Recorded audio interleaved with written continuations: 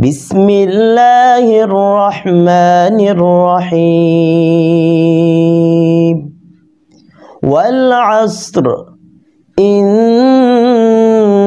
الإنسان لفي خسر إلا الذين آمنوا وعملوا الصالحات وتواصوا بالحق وتواصوا بالصبر صدق الله العظيم। আসসালামু আলাইকুম। নেক আমল করতে চান? কিছু আমল এমন আছে যেগুলো করতে খুব বেশি সময়ের প্রয়োজন হয় না, অনেক জ্ঞানের অধিকারীও হতে হয় না।